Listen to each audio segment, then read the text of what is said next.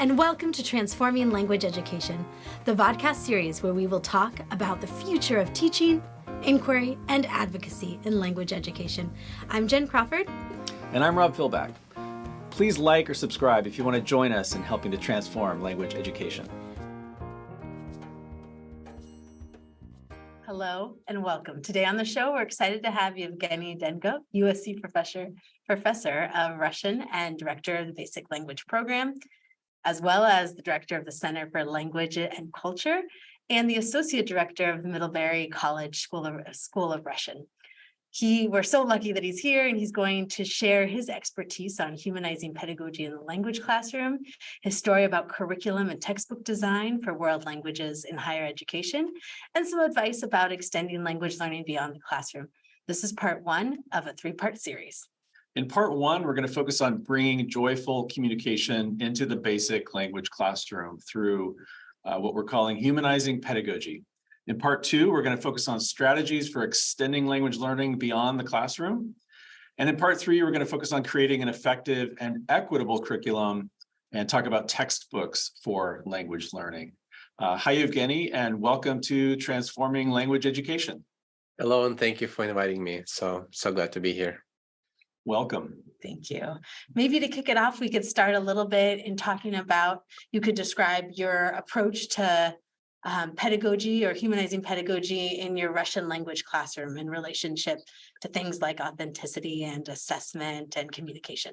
Sure, I'd be happy to. And it's sometimes it's a struggle for me to describe my approach, especially use some sophisticated words, because I think, as a lot of good things in life, good teaching is quite simple. I think if we see a person in our student, if we know who we truly are and what we're capable of, what we want, if we are vulnerable, as Dr. Palmer in his book Courage to Teach reminds us to be, then we can build a classroom that's working, that's effective, and that's a joyful classroom, as you were saying. So my answer here, my approach, is just to be a human and to bring real meaning into classroom. So my colleague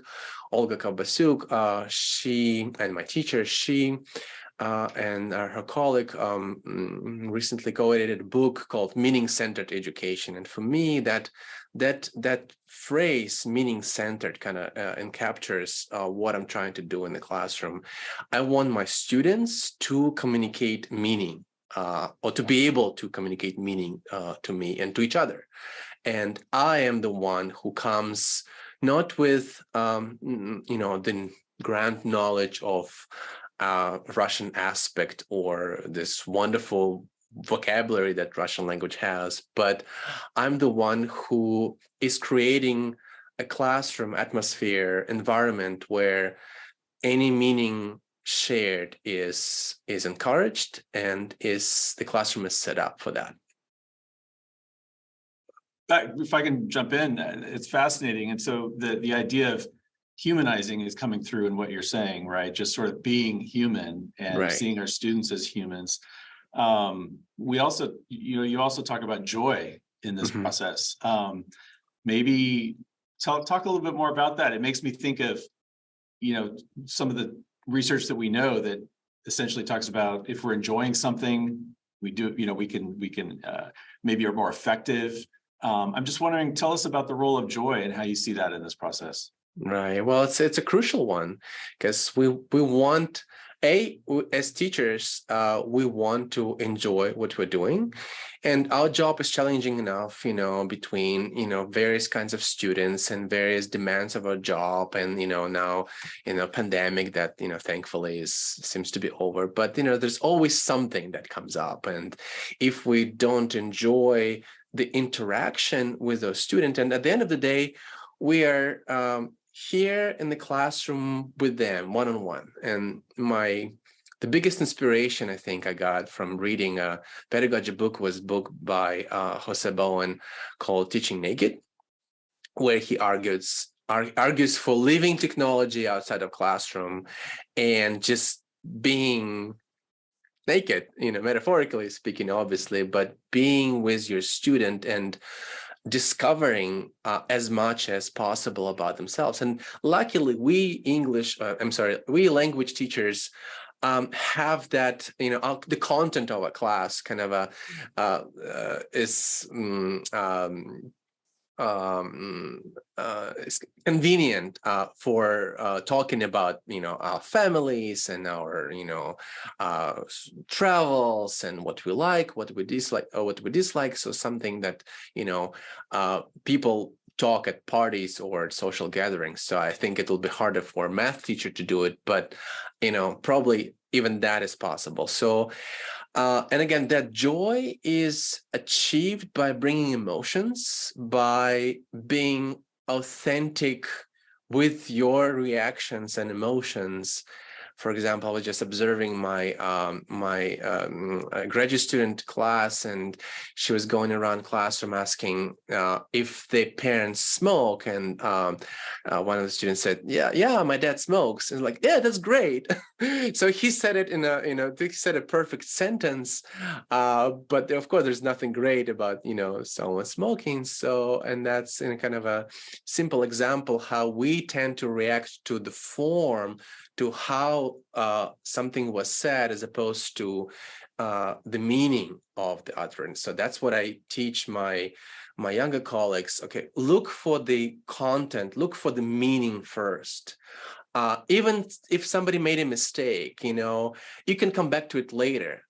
Form is very important. Grammar is extremely important if we want to be kind of precise in delivering our message, but you need to really focus on what the person is saying, what they're trying to give you. So that communication, that authentic reaction, and we often, especially here in America, we often focus on the positive. We like things that are funny, that are cheerful, that are light and colorful, but life is unfortunately not just positive. So when I teach for a language, I try to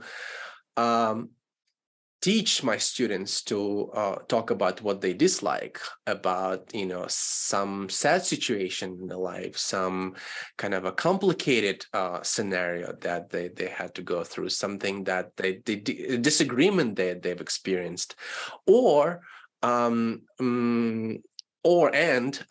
give them tools to avoid this conversation, because these uncomfortable situations we try to avoid, especially my K-12 colleagues. They would tell me, "Oh, don't talk about family. What if the parents got divorced? Or don't talk about grandmother might have died, or don't talk about..." Well, I don't want to stay away from this fundamental, very important topics just because it might bring something negative in some negative emotions for my students, but I do want to teach them how to avoid talking about things they don't want to talk about. Again, something that like we do in real life, and but that will help me to basically discuss anything in the classroom as long as done kind of in a civil manner. It's so interesting because Rob and I have talked a lot about what does it mean to engage in difficult conversations in the classroom, because sometimes that's where the most authentic real world problems and real world issues are in terms of how we're going to negotiate meaning. And so I'm curious if you could talk a little bit more, if you have any examples of how either you do that in your text selection or your activities, or even in assessments, and ensuring students can engage in meaningful and authentic and sometimes difficult conversations.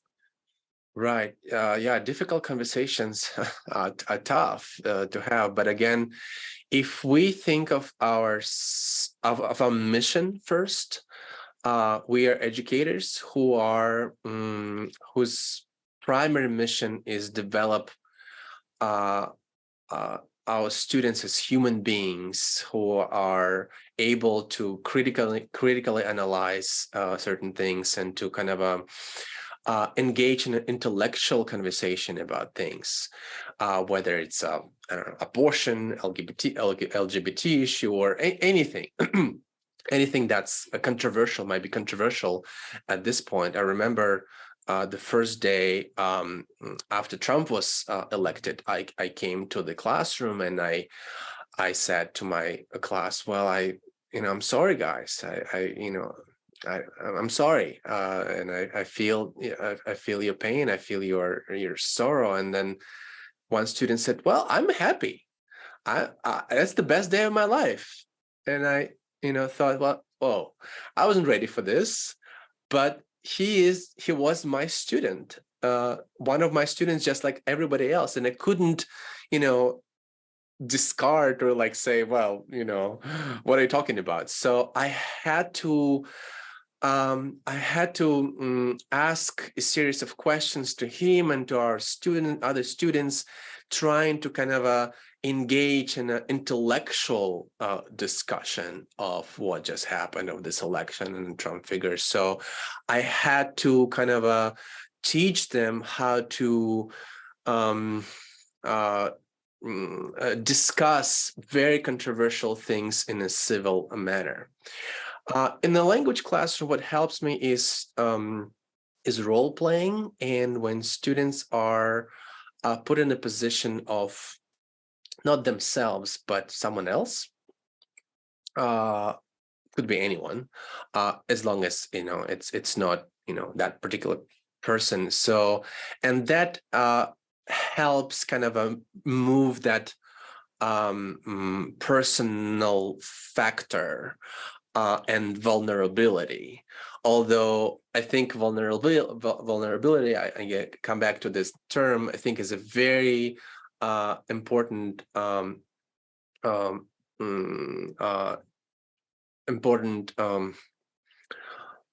concept, something that I have to show that I am a human being and I may like or dislike, agree or disagree with certain things, and that's okay. And watch me handle it very calmly and, again, maturely, intellectually. And you students, now it's your turn to do just that. But if I'm playing a role of expert or a Russian person, or I don't know, anyone, journalist, it's easier for me to say things that might be more controversial. But again, changing the focus, we can get away from the personal and personally targeted conversation and debate if it comes to a difficult issue, but discuss things abstractly. After all, we're teaching in the university, so we need to do that here as well. That's great. So we just have a couple of minutes left. I wonder if you could just say something about, so this idea of this humanizing approach and really caring about our students and focusing on meaning is really sounds very empowering and very hopeful. Many of our listeners, many of our students around the world, no matter what language they're teaching, might have classrooms of 50 or 60 students in some cases. And I just wonder, do you have any tips or general principles? What if I'm a teacher somewhere and I've got a really large group of students? How do you bring this idea that you're talking about of caring about every student, thinking about every student as a human, in a context like that? Like, what is it possible in that kind of context? I think so. I honestly, I should say I've never taught a class of 50 students, but I've taught a language class of 25 students, which, at that point to me was like, how is it possible to teach 25 right. students, teach basic Russian to such large group of people? But I think the main principle remains the same, but the forms you choose there will be more partner work, there will be more small group work, there will be, maybe it'll take more time to remember the names, but the basic principle of being a human being and seeing a human being in front of you, that will will stay. Jen, you mentioned assessment. Recently I've been kind of experimenting with ungrading as a system when basically the only grade that remains is the final grade, but everything else is kind of evaluated holistically, or we give just a credit for doing the work. And a lot of that assessment comes from self-assessment. When students are self-assessing they progress and what they've able to do. So there are ways to ease your burden, so to say, but also keep the standards very high, because I think from the very beginning and in any kind of classroom, I am telling my students that I expect the very best from them. That very best may mean this much for one student and that much for the other student who might not be, linguistically gifted or might be having just a bad semester, but they would still be doing their best in those circumstances, and they know I would expect them to do the best, not to achieve 100 points on the exam, but to make the maximum amount of progress that's possible for them. So there are ways and approaches to make this to make our classroom again more human-centered, more learner-centered, and achieve that equity that we discussed. Thank you so much. This was so much for us to think about, and I'm so impressed with the ways you're thinking about centering your students, their needs, meaning making, authentic communication with language growth and proficiency gains. It's really inspiring. And I look forward to our next topic, where we will focus on strategies for extending meaningful language learning beyond the classroom walls. Thank you so much, Evgeny. This is Rob and Jen. Yeah, thanks for listening. Thanks.